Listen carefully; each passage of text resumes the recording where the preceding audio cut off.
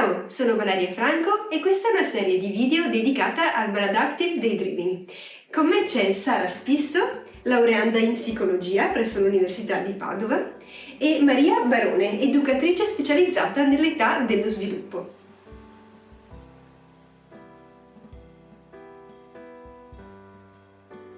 Ciao Valeria, grazie per averci invitate. Grazie a voi di essere qui.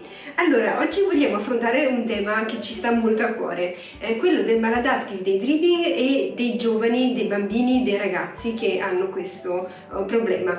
Ma anche vogliamo parlare ai genitori dei ragazzi che hanno il maladaptive daydreaming. In particolare per questo motivo abbiamo cercato di costruire un calendario in modo tale da poter avere degli incontri con cui parlare appunto con i genitori che in qualche modo non sanno come interfacciarsi a questo problema che ancora non è abbastanza conosciuto e è probabile anche che non sappiano se sia davvero questo tipo di problema o un altro, quindi almeno per cercare di schiarirci le idee e di capire, di definire meglio che cos'è la maladaptive daydreaming in un adolescente, abbiamo cercato di costruire una sorta di checklist. Sì, ho cercato di elaborare una checklist che è uno strumento osservativo che si usa molto in psicologia ed è praticamente un elenco di una serie di item, cioè di comportamenti osservabili dall'esterno da un genitore per cercare di capire se il proprio figlio sta soffrendo di questo disturbo senza doverlo interpellare e chiedergli ad esempio cosa stai pensando o perché stai facendo queste mosse strane, perché quello che sappiamo soprattutto tra gli adolescenti che c'è molta vergogna, è un tema tabù, è difficile esternare a un genitore, a un amico o a un conoscente guarda a questo problema, quindi si tende a tenerselo per sé per anni ed anni e pensiamo che sarebbe il caso di dare degli strumenti a un genitore per intervenire prima che questo problema diventi un problema cronico.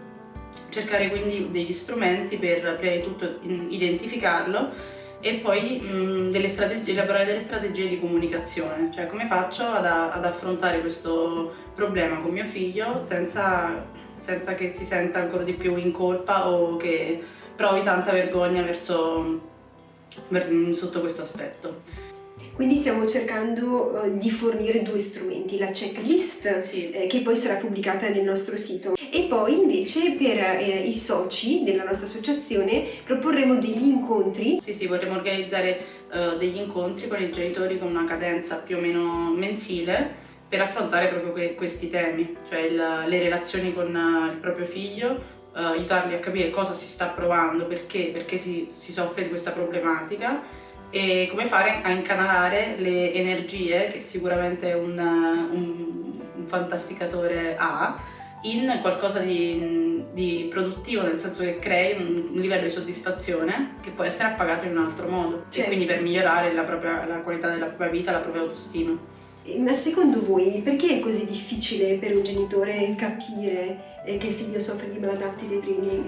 Molto probabilmente perché si tratta di una sorta di dipendenza che non dipende tra virgolette da nessuna sostanza, quindi non c'è qualcosa, qualche indicatore, è difficile capire se il ragazzo in qualche modo sta cambiando fisicamente perché cambiamenti fisici non ne ha, neanche nell'atteggiamento in realtà, perché riesce molto bene a nascondere questa cosa semplicemente chiudendosi in camera o anche mentre sta parlando effettivamente con qualcuno magari dissociarsi in quel momento ed essere completamente assente.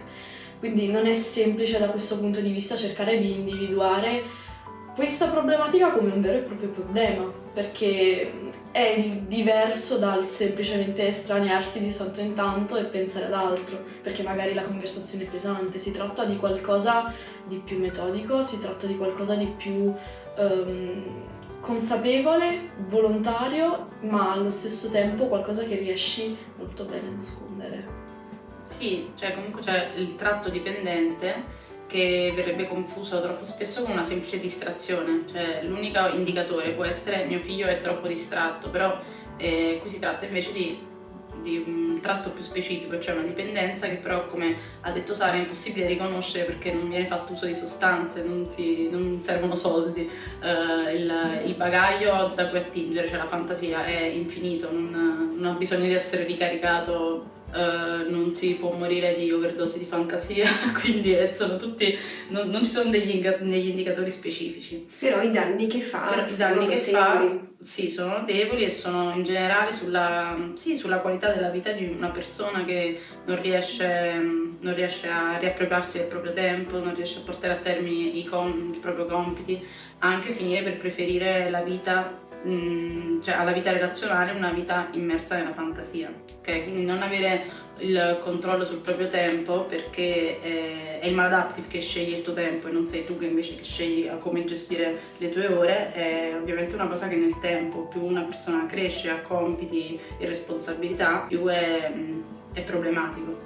E magari ciò che si lascia andare da piccola, vabbè, è solo un ragazzino, tanto non ha nulla da fare, poi quando si raggiunge una certa età è complicato. Ed è molto più difficile tornare indietro perché il comportamento ormai è diventato strutturale ed è difficile per una persona dire no, ok, adesso ho più responsabilità, quindi non fantasticherò, non va così, non c'è un controllo di questo tipo.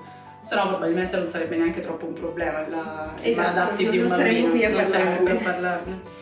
Grazie mille. Grazie a anche te. a voi di averci seguito, ci vediamo la prossima volta. Sbarazzatevi dei sogni e vivete. Ciao a tutti.